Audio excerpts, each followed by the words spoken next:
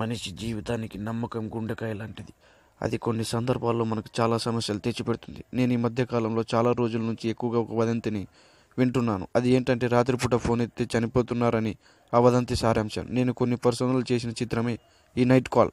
దీని గురించి నేను చెప్పడం కన్నా చూపిస్తాను, చూడండి.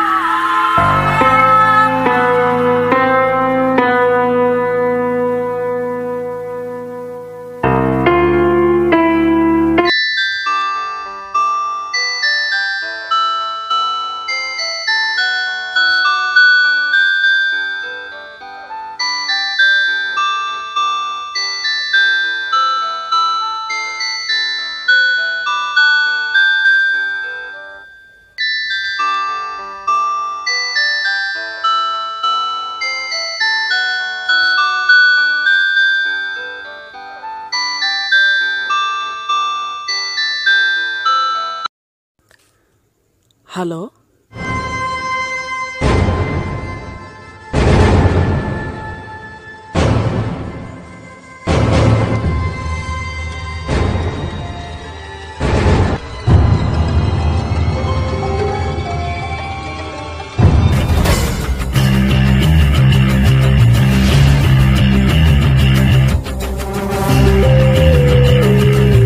ఇలా జరిగిన రోజు నుంచి అందరూ ఫోన్లు స్విచ్ ఆఫ్ చేస్తున్నారు. ఫోన్లు వచ్చినా కట్ చేస్తున్నారంటే సమస్య ఎంత తీవ్రమైందో అర్థం చేసుకోవచ్చు. దీన్ని గమనించిన కొంతమంది యువకులు అందరూ కలిసి కంప్లైంట్ ఇచ్చారు. దాంతో ఇన్వెస్టిగేషన్ కూడా స్టార్ట్ అయింది. పెద్ద చిన్న అన్న తేడా లేకుండా అందరినీ ఎంక్వైరీ చేసినా ఎటువంటి ప్రయోజనం లేదు. దీంతో ఎస్ఐ కూడా ఏం చేయాలో తెలియక సైలెంట్ అయ్యాడు.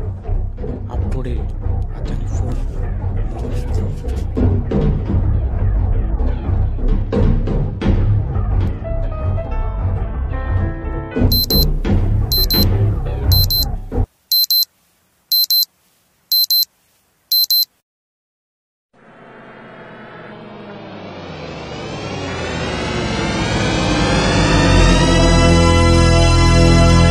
రే గౌతమ్, నా ఫోన్ ట్యాప్ చేయరా తొందరగా.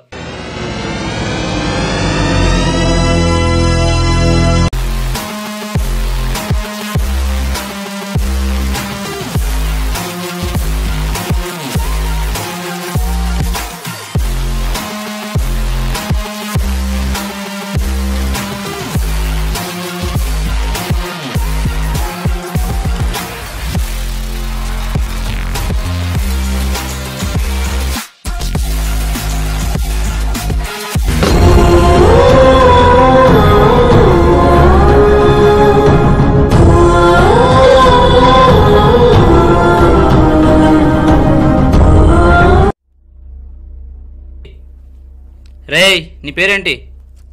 రఘువరన్. ఎందుకు చేస్తున్నావు ఇదంతా? కేవలం నా ఆనందం కోసం చేస్తున్నా. ఇలా చేస్తే నీకెందుకు ఆనందం వస్తుంది? మనుషులు, సొసైటీ అంటే విరక్తి వచ్చింది, అందుకే ఇదంతా చేస్తున్నా. ఇంతకీ నీ ప్రాబ్లం ఏంటి చెప్పు.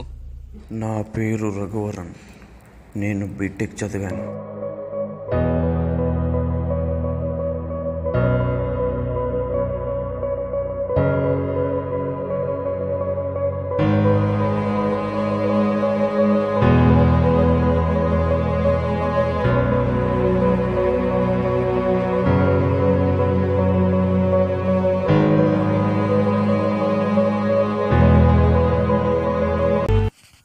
మే I come in sir? Yes, come in.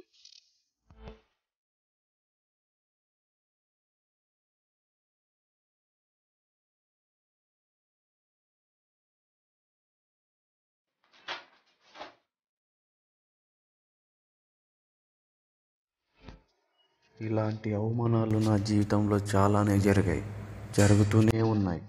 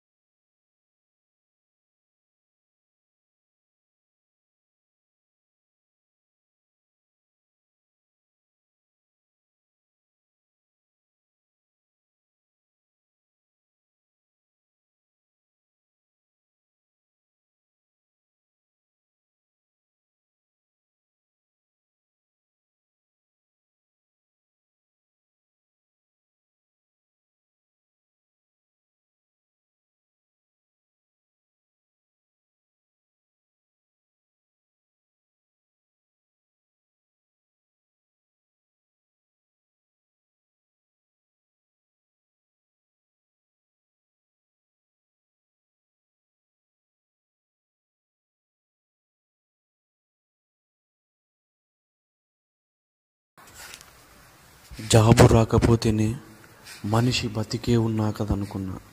కానీ ఒక మనిషికి మరొక మనిషికి మధ్య దూరం ఎంతుందో నాకు అప్పుడే అర్థమైంది. నన్ను చాలామంది అవమానపరిచేవారు. దీన్ని నేను తట్టుకోలేకపోయేవాడిని. అందుకే చావు తప్ప మరో దిక్కు లేదనుకున్నాను. అందుకే సూసైడ్ చేసుకోవాలని నిర్ణయించుకున్నాను.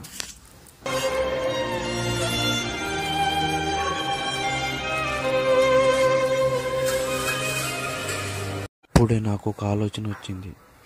నన్ను బాధ పెట్టిన వాళ్ళని ఒక్కసారైనా భయపెట్టాలనుకున్నాను. అప్పుడు వచ్చిన ఆలోచనే ఈ నైట్ కాల్. ఇంతకీ వాళ్ళని ఎలా చంపావో చెప్పు. ఏ మందిలో చదివాడో చెప్పు. సార్, నేను ఎవ్వరిని చంపలేదు. కానీ నేను ఫోన్ చేస్తే చాలు అందరిని వణికించాలనుకున్నాను. దాంతో పలానా ఊరిలో ఇలా చనిపోయారనుకుంటారే తప్ప ఎక్కడ కూడా చనిపోలేదు. ఎందుకంటే అవి నేను కేవలం క్రియేట్ చేసిన రూమర్స్ అంతే. ఒక ఊర్లో నిజంగా చనిపోయారని కంప్లైంట్ ఇచ్చారంట కదా, అది మా దాకా వచ్చింది.